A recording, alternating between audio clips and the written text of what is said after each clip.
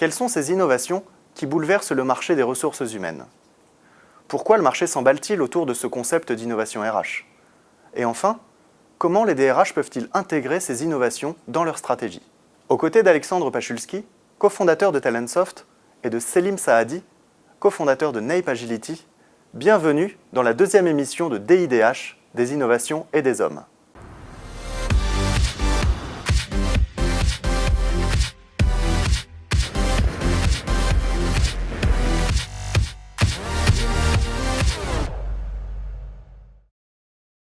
Alors que la technologie faisait son apparition dans les ressources humaines il y a une quinzaine d'années seulement, aujourd'hui, elle est au cœur des enjeux et des processus. Pourtant, les DRH ne sont pas préparés ni formés pour intégrer cette technologie et font désormais face à un enjeu majeur d'accompagner la transformation numérique de leurs organisations tout en transformant leurs propres outils, compétences, process et même leur culture.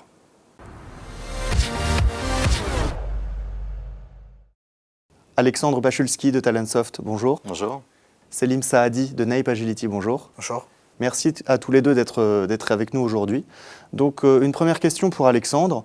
On voit que le sujet de l'innovation RH est aujourd'hui sur les bouches de tous les DRH. Donc, comment est-ce que tu expliques cela?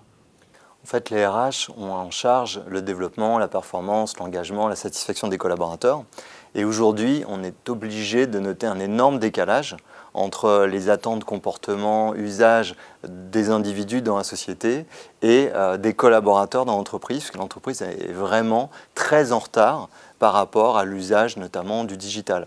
Quelques exemples très simples. Aujourd'hui, des photographes peuvent pousser leurs photos sur leur blog et être exposés quelques mois ou années après à New York. Les jeunes DJ de la scène française comme Fakir ou Tilassine aujourd'hui sont dans les plus grands clubs londoniens, tout simplement en ayant composé leurs titres dans leur chambre, les ayant poussés sur YouTube et SoundCloud. Et en fait, ce qui est intéressant, c'est que quand ces personnes-là arrivent dans l'entreprise, elles sont soumises à des workflows de validation très durs, à l'approbation de N+1, N+2, N+10 avant de pouvoir bouger le petit doigt. Donc quand on parle d'expression des talents, de libération de l'entreprise, on parle simplement du fait d'autoriser chacun à exprimer ce qu'il peut exprimer son plein potentiel. Et aujourd'hui, l'entreprise le permet très difficilement, alors que c'est rendu possible et facile finalement dans la société. Donc on se doit d'innover si on veut que l'entreprise fonctionne bien et que les gens soient heureux. Alors là, quelque part, tu parles d'une mise à jour sévère, finalement, des standards de l'entreprise face à l'agilité de la société. Si on est très rigoureux, on ne peut pas parler d'innovation, on peut simplement parler d'un rattrapage et de se caler à des usages existants, mais existants hors de l'entreprise. D'accord. Selim, tu partages ce constat de rattrapage ? Oui, complètement. Et puis, pour essayer d'aller un peu plus loin aussi, c'est vrai que les DRH aujourd'hui doivent devenir un peu les garants du management et de la réinvention constante de la culture de l'entreprise, parce que les disruptions dont on parle là, finalement, elles vont s'accélérer, elles vont se démultiplier. Et donc, il va falloir vraiment que ces DRH soient des inspirants, finalement, et soient le garant d'une culture vivante et qui se réinvente constamment. Merci Selim. Tu nous parles donc d'une transformation culturelle. Donc les DRH doivent transformer leurs équipes, se transformer eux-mêmes. Par quoi est-ce qu'on commence ? Eh ben, tu viens de le dire, par eux-mêmes en fait. Je crois qu'il faut avoir du bon sens dans ce type de cas. Si on veut, surtout aujourd'hui avec les nouvelles générations et même les anciennes qui se posent beaucoup de questions sur le sens qu'elles ont donné à leur carrière, il faut aujourd'hui inspirer et incarner ce changement. Et donc les DRH, s'ils veulent continuer à avoir une place dans l'entreprise, dans l'organisation aujourd'hui, ben, ils doivent incarner ce changement et donc d'abord travailler sur eux-mêmes pour après impulser cette transformation. Alors finalement, il n'y a pas qu'eux qui doivent incarner ça et puis se transformer, se réinventer. Il y a plusieurs niveaux et ça va de la direction générale, bien sûr, Comex, Codir, diverses directions et le middle management aussi. D'accord. Et l'aspect culturel, il est clé selon toi ? Il est capital, parce qu'on peut souhaiter révolutionner l'organisation de l'entreprise en ayant lu 10 fois le bouquin sur l'holacratie ou révolutionner les technologies utilisées dans l'entreprise en mettant des réseaux sociaux d'entreprise ou des quelques SIRH que ce soit.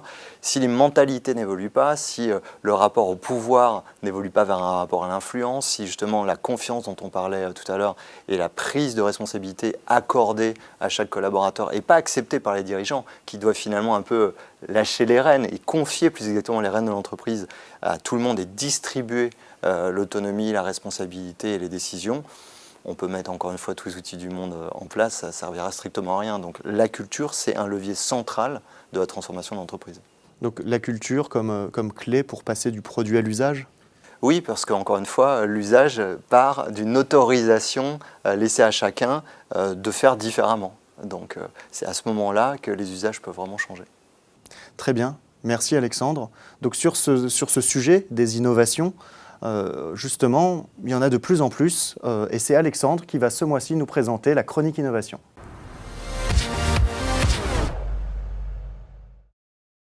Bonjour et bienvenue dans la chronique innovation. Ça ne va peut-être pas changer le monde, mais ça vaut vraiment la peine de s'y intéresser. Aujourd'hui, 3 startups innovantes, originales et efficaces. ZesMeUp, des salariés heureux pour des organisations plus performantes. ZesMeUp a conçu une appli d'engagement où chaque salarié peut partager son humeur en temps réel, donner et recevoir des feedbacks en permanence et exprimer ses idées, anonymement ou non. Cela permet d'instaurer un climat où chacun peut prospérer et apporter sa pierre à l'édifice. El-Curator, en avant la chasse au trésor. Aujourd'hui, l'important c'est d'avoir la bonne information, au bon moment, au bon endroit. El-Curator, c'est une plateforme collaborative de veille et de curation. Chacun peut créer ou rejoindre son équipage de pirates en fonction des thématiques qui l'intéressent. Si les articles que vous avez partagés sont les plus lus et les plus commentés, alors vous devenez le capitaine de la semaine. Vous rencontrez des difficultés pour travailler de manière dématérialisée avec vos équipes ? Viti est là pour ça. Viti, c'est un outil de collaboration à distance pour les équipes.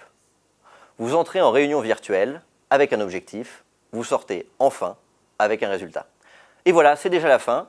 À bientôt pour de nouvelles innovations.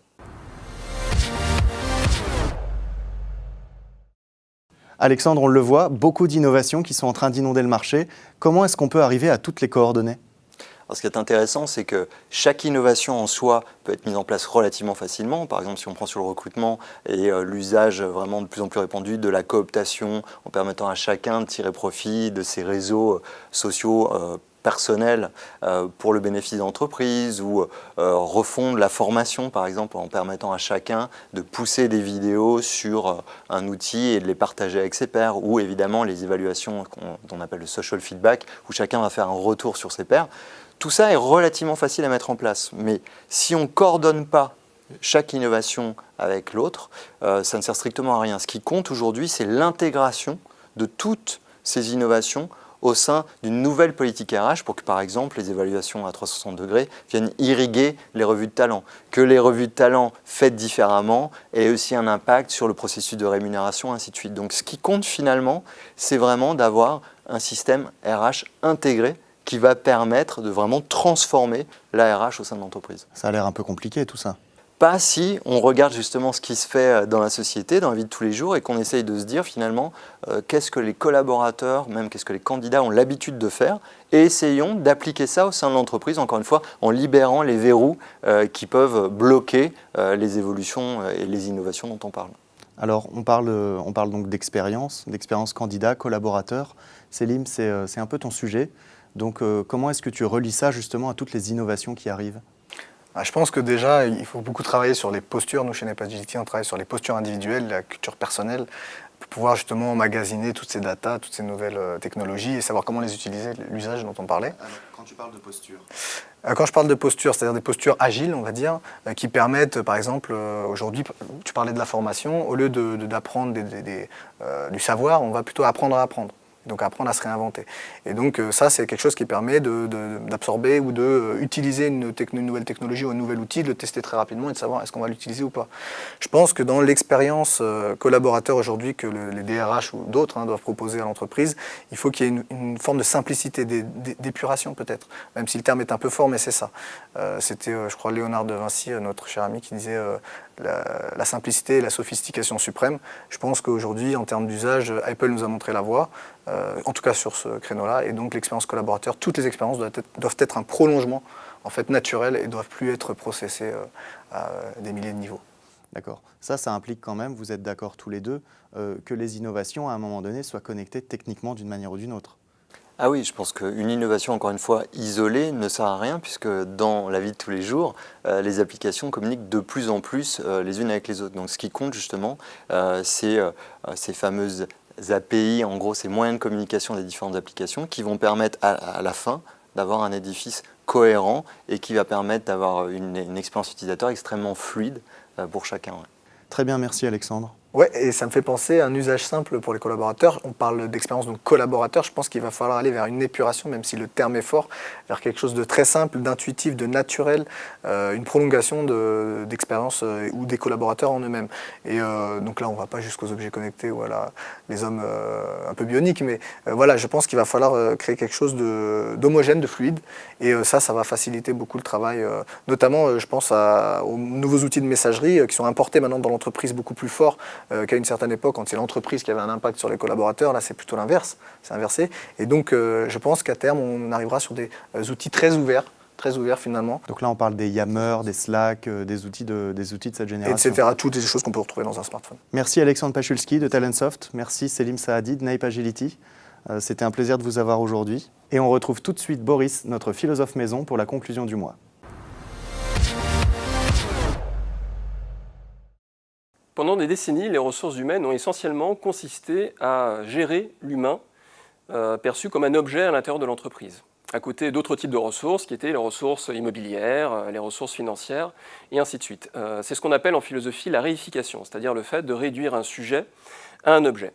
Et par rapport à ça, les technologies RH, elles aussi, servait cette instrumentalisation, dans le sens où le recrutement était censé identifier les êtres humains, les réduire à des espèces d'outils et pouvoir les faire entrer dans des rouages à l'intérieur de l'organisation. Et pareil pour la formation et ainsi de suite. Or, cette vision a totalement explosé ces dernières années. Pourquoi elle a explosé ? Pas suite à un élan humaniste des entreprises, mais beaucoup plus parce qu'on a réalisé que dans la mondialisation, les entreprises pyramidales, les entreprises lourdes, finalement étaient très peu capables de s'adapter dans un contexte qui était de plus en plus changeant, de plus en plus fluide. Donc on en est arrivé à une situation assez extraordinaire, très paradoxale, où on demande aujourd'hui aux DRH qui pendant des décennies ont servi cette vision très mécanique de l'entreprise, d'en faire aujourd'hui exactement le contraire, c'est-à-dire de rendre l'entreprise vivante avec des collaborateurs créatifs, autonomes et ainsi de suite. Est-ce que les DRH vont réussir ? La question reste entière. Donc aujourd'hui, il y a toutes sortes de pistes qui sont en train de s'ouvrir, parfois des transformations qui réussissent. Ce qui est certain en tout cas, c'est qu'il y a toute une nouvelle génération d'outils, de technologies innovantes qui arrivent sur le marché et qui sont construites sur une vision différente de l'homme, une vision collaborative, affinitaire et ainsi de suite. Et on peut espérer aujourd'hui que cette percée va se réaliser grâce à ces outils et grâce au changement culturel des entreprises. Et en tout cas, je conclurai également en disant que cette transformation est fondamentale parce que les clés que vont réussir à trouver les innovateurs RH aujourd'hui peuvent servir à l'ensemble de la société. Pourquoi ? Parce que les blocages que rencontrent les organisations et les entreprises, c'est-à-dire le désengagement, l'indifférence aux enjeux collectifs, sont les mêmes que ceux que rencontre la société dans son ensemble. Donc s'il fallait donner une définition, c'est dire que l'innovation RH aujourd'hui, c'est ce qui doit porter la libération du potentiel individuel et collectif. Merci d'avoir suivi Des innovations et des hommes.